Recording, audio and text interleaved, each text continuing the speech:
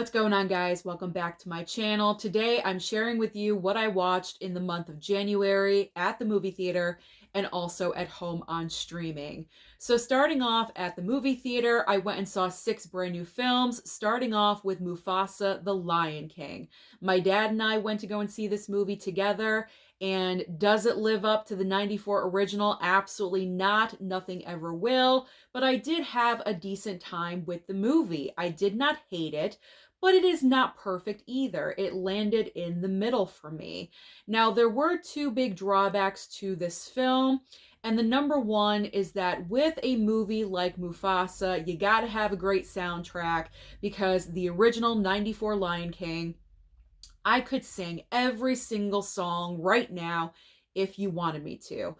I cannot do that with Mufasa. So the big problem for me was the songs that were used were not exactly memorable.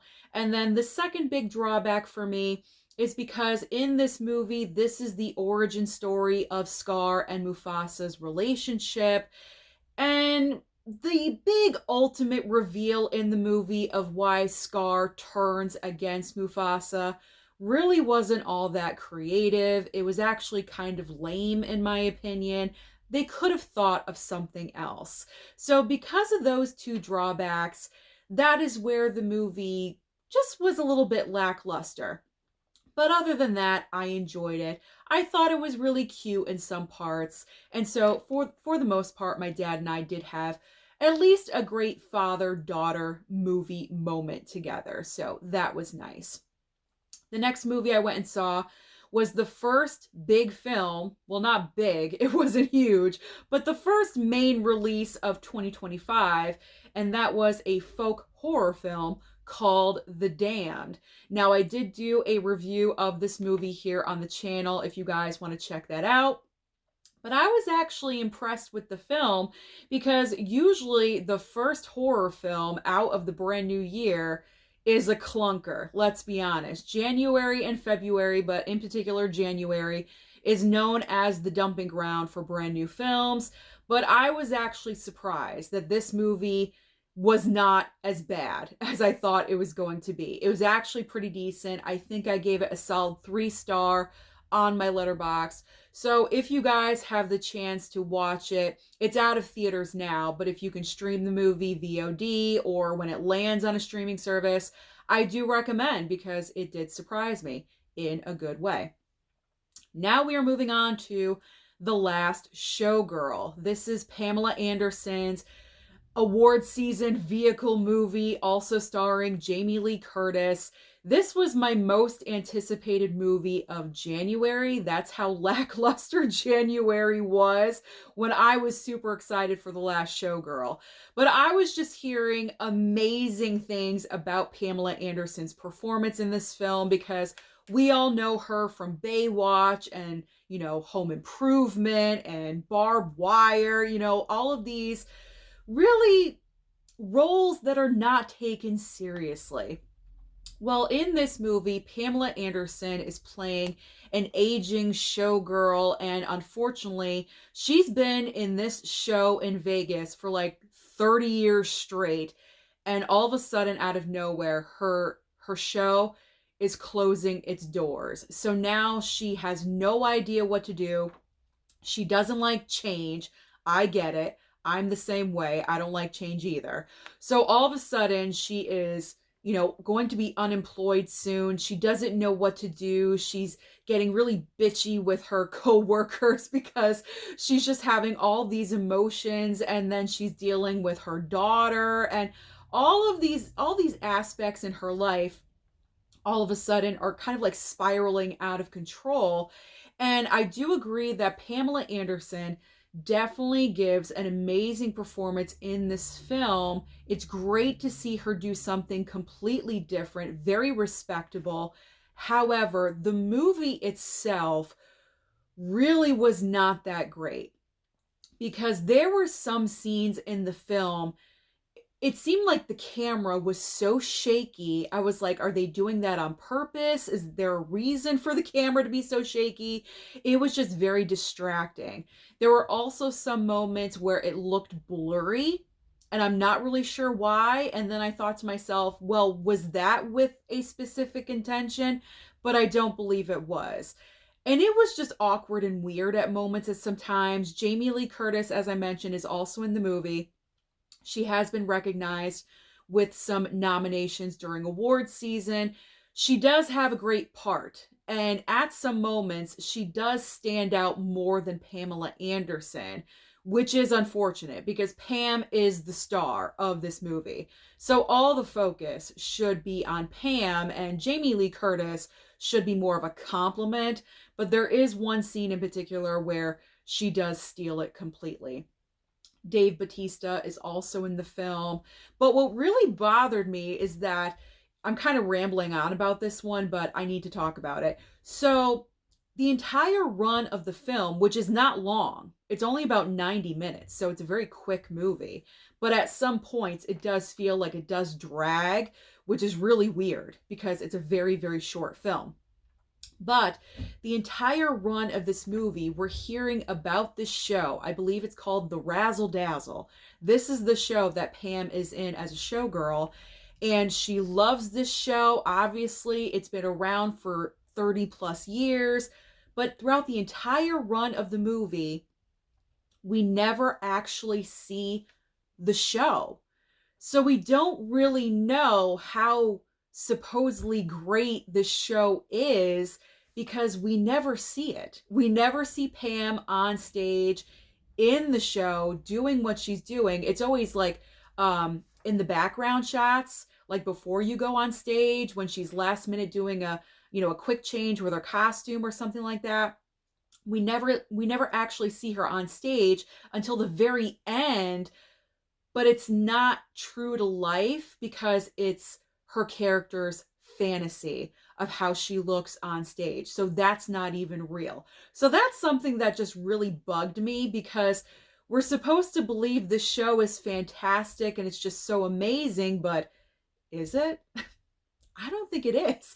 I don't think it is this amazing show. It's all in Pam's head. So that was kind of like some nitpicks here and there. I am happy that I did see the movie. I probably would not pick it up on physical because of that fact. Like, I just wanted to see Pam's performance and I did that, so I'm good. I would never have to pick this up and watch it again. I think it was a one-time watch for me. All right, let's move on because I'm rambling to A Complete Unknown. This is the biopic of Bob Dylan. Bob Dylan, is played by Timothy Chalamet. Amazing movie.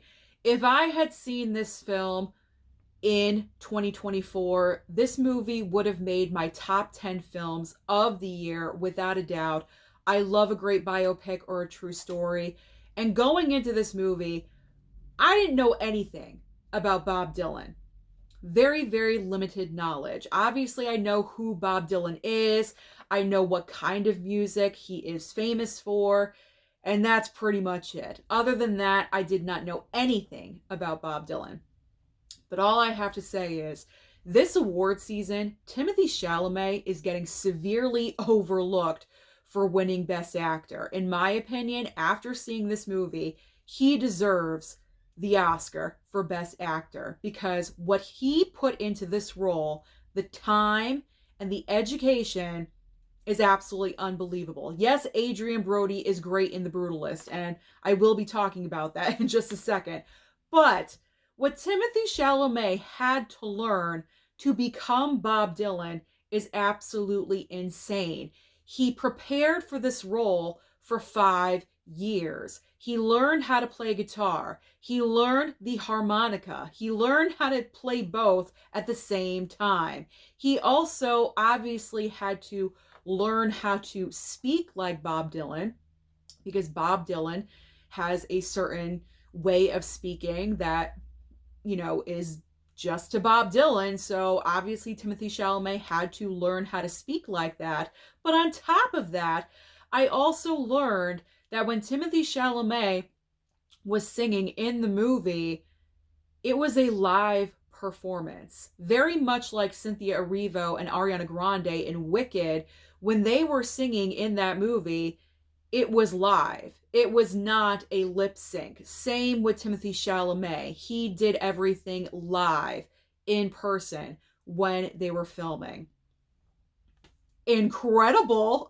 Absolutely incredible. So, I mean, regardless of my feelings, like Timothée Chalamet is just absolutely incredible in this movie, but the movie as a whole was extremely well done. James Mangold directed this movie, and you can tell James Mangold is a solid director. He made a little, misstep with Indy 5, but that's okay. We can forgive him. He definitely redeems himself with A Complete Unknown. If you have not seen this biopic yet, I really do recommend that you watch it. I think it's still in theaters.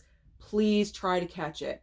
It's nominated for award season, a slew of Oscars. Go and check it out. It is incredible. Can you tell I enjoyed the movie? All right, let's move on to The Brutalist. Yes, I went to my local theater and I sat there for 3.5+ hours and I watched The Brutalist. So I wasn't sure how I was going to react to this movie. Was I going to get through? Thank goodness there is a 15-minute intermission, so I got a bathroom break in. That was necessary. So if you have any reservations about going to see The Brutalist in theaters, you do have that 15-minute break. And that was much needed. So I'm very happy that they did include that. So I went to go and check out The Brutalist because this was obviously the Oscar frontrunner for Best Picture and, Adrian Brody and director. Of course, that was before Anora captured DGA and PGA. But at the time, because this was, a few weeks ago, The Brutalist was the frontrunner. So, of course, I have to go and check out this movie. And it's all about Adrian Brody's character, I believe, is Laszlo, if I'm remembering correctly. And he escapes Poland from the Holocaust. His wife is still over in Poland the first half of the movie. So he comes to America to obviously make a better life for themselves. He is an architect. He gets introduced to Guy Pearce's character, who you see, you think he's nice and charming, but he's one of those. He's a snake. He is a snake in this movie, and you don't even see him coming. You think he's great and nice, but no, he is not. He's one of the better villains of last year, I will say that.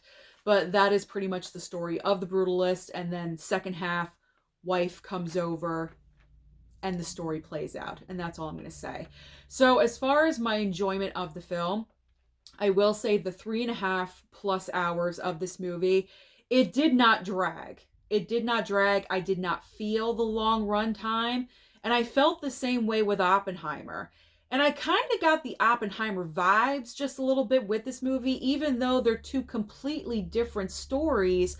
But at the core of the film, you have a man that's fixated on building something. So that's where kind of like the same vibes came into play. There was one scene in the movie that I was very turned off by because it is male on male sexual assault. I was not prepared for that. I did not know that was a part of the movie. I'm not saying that it shouldn't be in the movie, but I felt like it could have been done in a different way because of what happens in the film. I feel like the entire sexual assault angle didn't have to be done. It could have been an angry rant of one man against another, maybe fighting involved, like not necessarily going that far as a sexual assault scene. So that kind of bothered me just a little bit. But if we did not have that scene, we would not have had the incredible scene with Felicity Jones in the second half of this movie. So it's kind of like a double-edged sword situation. But I do want to mention that just in case you are triggered by something like that. It's not like overly graphic or anything, but it is in the movie. And so, you kind of have to prepare yourself. I don't really know what else to say about it, but I did want to mention it just in case that is a very sensitive point for you. And it's not the happiest thing to see, so just want to forewarn. Just want to forewarn. But overall, it is a very strong and powerful movie. Is it still going to win Best Picture? I don't know. Probably not, because of what Honora managed to do this past weekend. So The Brutalist, I do recommend that you watch it. It's probably going to be a one-time watch. Personally, for myself, I'm not really sure if I would watch it again, maybe one more time, but it's not the most rewatchable because of the subject matter and also because of the long runtime. Now let's finish off with Nickel Boys. I wanted to see Nickel Boys at the theater because I am going to do a ranking. I've now seen every single Best Picture nominee for the Oscars. I think this is the first year I've ever accomplished this. So I am going to do a ranking. So to do so, I had to go and check out Nickel Boys. It was going to be at my local theater for, I think, 3 or 4 days, and that was it. So I found a time. I went at a time I don't normally go to, but I went, and I was disappointed with this movie. I got to be honest. Some people love the film, and I get it. I understand it. You love it.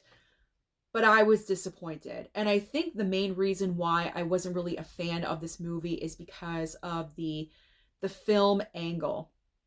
It's mainly filmed in the first person point of view. So you're literally looking like through someone's eyes as the story is being told. And I'm not really the biggest fan of that style, and that is the majority of the movie. Now, performance-wise, there's nothing wrong with the performances. Very strong performances.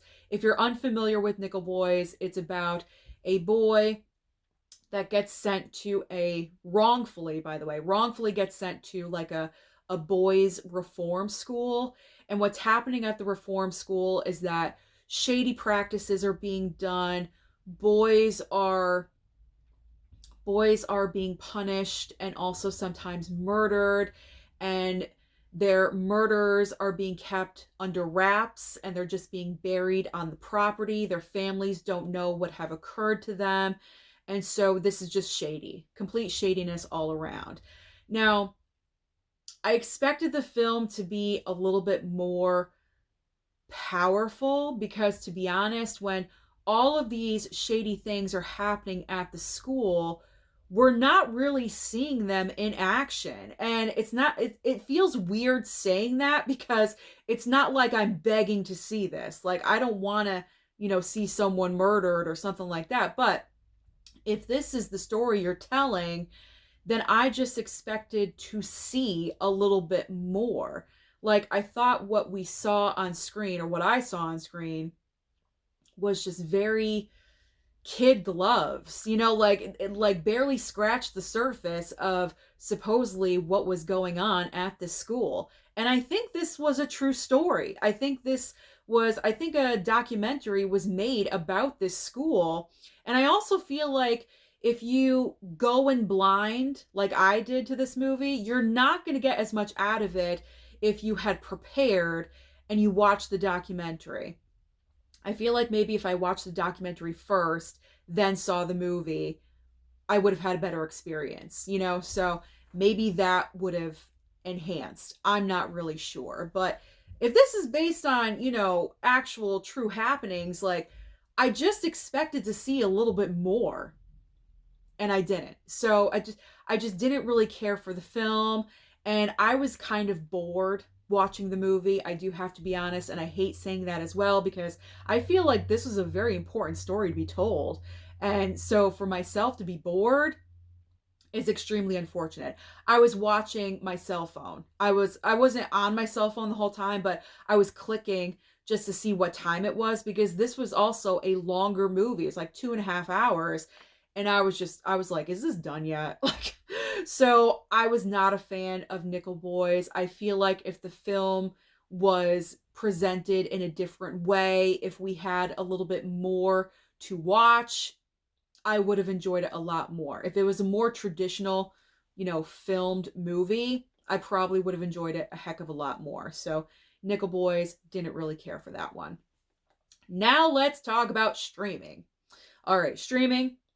The Pitt. I've been watching The Pitt on Max, and let me tell you something, I am addicted to this show. It is my new favorite show. So this is a hospital drama starring Noah Wyle, who I personally really only know from ER, but I know he went on to do many other things besides ER. But this is a combination of ER and 24 because the entire setting takes place in the emergency room of the hospital, but every single episode is an hour of the day. So that's where 24 comes in. So the first episode is at like 7 a.m., second episode 8 a.m., and so on. And I believe there's 15 episodes to this show. I cannot wait to see what's going to unfold because I am addicted. I am so addicted. I love medical dramas. But when they get to a point where they get overly ridiculous, like Grey's Anatomy, I gave up on that show a long time ago. And I haven't really found a new medical drama since to kind of like get hooked into. And I feel like The Pitt might be that new show. So I'm loving it. I can't wait to watch the rest of the season, and hopefully it gets renewed because I love it. It's a great show. It's on Max, as I said. Watch it. It is incredible. And Noah Wyle, still looking pretty good, I must say. All right, I did go ahead and stream A Real Pain on Hulu, and the reason why is because it's currently nominated for award season. I did want to watch this one because Kieran Culkin pretty much is most likely going to sweep the entire award season for Best Supporting Actor. I was hearing a lot about the movie, so I did want to check it out for that reason. And I enjoyed the film. Again, another quick watch, 90-minute long movie. Thank you, Jesse Eisenberg, because he wrote the script. Thank you very much for not, making this a never-ending film. I truly do appreciate that. It was a decent, solid watch. And I enjoyed the chemistry between Kieran Culkin and Jesse Eisenberg. But I gotta be honest, I feel like Kieran Culkin is just playing himself. I don't see him playing a different kind of character. I really just see him acting like himself, like maybe amplified, and amplified and ridiculous, but at the core of the character, it really is Kieran Culkin. And Jesse Eisenberg, same thing. I feel like Jesse Eisenberg is one of those actors where pretty much every single role he kind of plays himself. He's got like Vince Vaughn syndrome or, Dwayne The Rock Johnson syndrome where it doesn't matter what movie they're in, that's who they are. So that was kind of a little bit disappointing, that the characters that they were playing weren't a little bit more different, but I did enjoy the story itself.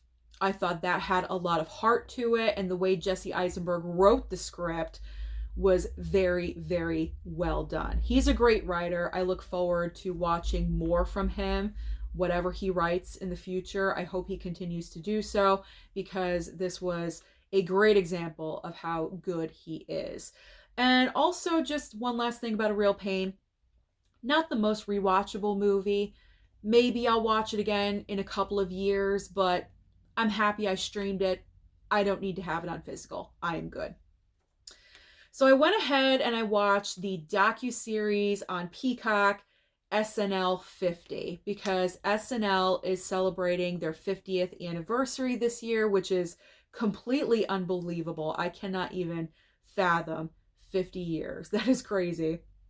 I've been watching SNL ever since I was, I think, 6 or 7 years old. I remember sneaking around the corner in our apartment. My mom and dad were sitting in the living room watching SNL, and it was like the mid 80s at this point, and I was like, around the corner, they're thinking I'm in bed, but I was watching SNL right along with them. And so this little docuseries popped up on Peacock. It's a 4-part docuseries, kind of breaking things down, like the casting, how they cast people, and then they focused in on the cowbell episode, which is like the most famous and iconic sketch of SNL of all time. So that was a lot of fun. It just brought back a lot of awesome memories of Saturday Night Live. Unfortunately, I really don't watch the show anymore. Maybe I should get back into it, but there really aren't any cast members where I'm like, wow, this is like an amazing. Because I'm sorry, when I was growing up, the 80s and the 90s, that is when SNL was its most iconic. And I'm not really sure they're going to be able to get to that level ever again. I apologize if you think differently, that is fine. But 80s and 90s for me, that was SNL. That was Saturday Night Live. All right, coincidentally, the next item on my list is Saturday Night on Netflix. So Saturday Night dropped on Netflix, and so I wanted to watch that one because I was curious about the film, again, for the same reasons I watched SNL 50, because this tells the story. Supposedly, this is what happened 90 minutes before the very first episode of SNL premiered in 1975. So you have everyone in the background going like crazy. They don't even know what show they're putting on. Lorne Michaels, or I should say, the actor who plays Lorne Michaels, who created SNL, still is the showrunner of SNL, which is so incredible. So the actor playing him, just really doesn't know what the show is. All they know is that they want to do sketches and make people laugh, but they don't really exactly know what they're doing at all. And let me tell you, watching this movie the entire time, I have not had a feeling like this since I watched Uncut Gems. And the feeling I had during Uncut Gems was complete and utter anxiety all the way through. That is exactly how I felt watching Saturday Night.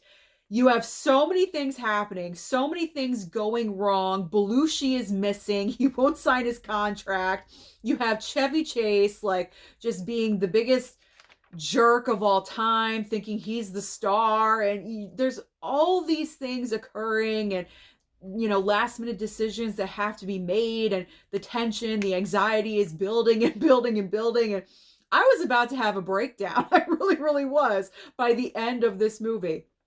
This was definitely a one-time watch. I cannot watch that movie ever again. I can't do that to myself.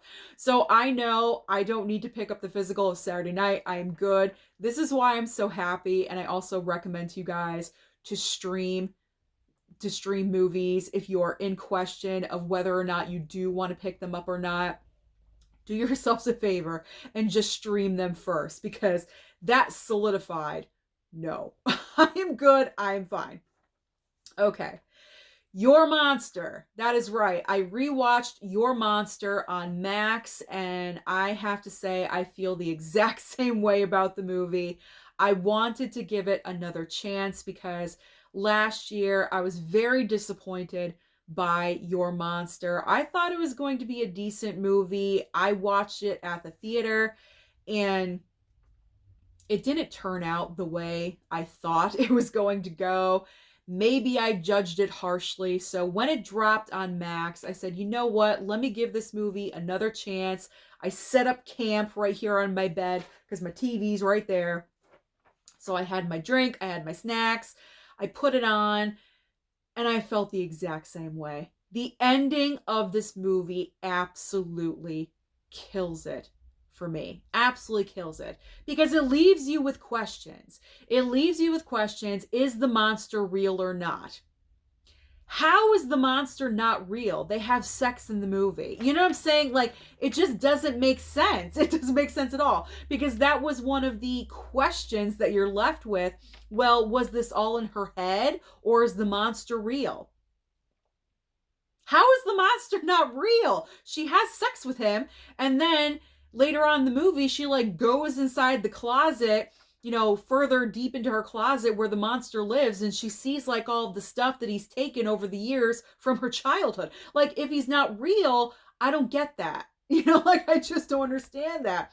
And then on top of it, where the movie leaves Melissa Barrera's character, it's like up in the air, and there really is no concrete answer of what's happening to her in the future. So just the way they ended it, I wish there was a different ending. I really, really do. I feel like if there was a different ending, I would have enjoyed this movie a heck of a lot more. But I feel the exact same way, and I apologize. I apologize because I feel like a lot of you out there really enjoyed your monster. And if you did, I'm so happy that you did. I really, really am. But the ending for me just did not work. So the final movie that I streamed was Lee on Hulu. Now, this dropped on Hulu unexpectedly. I didn't even know that it was going to streaming so quickly. Even the website that I check to make, to make my videos on, to let you guys know what's coming out on streaming. I don't even think that website had that information. I just randomly clicked on Hulu one day and there it was. I was like, oh, okay. So I wanted to watch Lee because it stars Kate Winslet, and I love the Winslet. You guys know I'm a big fan of hers. Pretty much anything. Let me put my paper down. This is the last thing we're talking about. Pretty much every single thing Kate Winslet does, I want to see. Hey, I watched The Regime, and that was a clunker, okay? But because I love Kate Winslet, I gave it a chance. So Lee is another biopic about Lee Miller. She was a model, and then she became a photojournalist, and she was on the front lines in the war. And so this is just a film following this entire process of her, becoming a photojournalist and fighting with people to get to the front lines. And I mean, the entire concept of the movie, the entire story is so important. And I believe she was the first female to ever do this, which is so incredible and so amazing. I'm not really sure what happened with this movie because I felt like Kate Winslet gave a solid performance. I don't believe she was deserving of a Golden Globe nomination. I will say that. I feel like someone else possibly could have snuck in there. But I don't know. The movie as a whole, I kind of just expected more. And I'm not really sure why. I don't know what didn't click with me because it's a biopic. It's a true story, which I love, starring one of my favorite actresses, Kate Winslet, who's overly talented, but in this role, I don't know. I don't know what happened. I really don't. Something was off. Something was off for me in this movie, and I just didn't really enjoy it as much as I thought I should and would. So that was the problem. But I don't know what it was. I really don't know what it was. I'm not really sure what they could have done to change my opinion about the movie because I'm still thinking about it sometimes. I'm like, what went wrong with Lee? I don't really know. So if you guys saw Lee, share your thoughts down below about this. Am I the only one who thought, had those feelings about Lee? Probably not. So if you thought the same thing, comment down below and let me know. So I just thought Lee was okay. I wasn't overly thrilled with it. I think I gave it a 3-star. It's a one-time watch. I wouldn't need it on physical. I'll never watch it again. I am fine. So that is everything that I watched in the movie theater and also on streaming in the month of January. So comment down below and let me know your thoughts about Lee or about any of these movies or TV that I did watch. Were you a fan of these? Comment down below and let me know. Don't forget to like and subscribe before you leave, and I'll see you next time.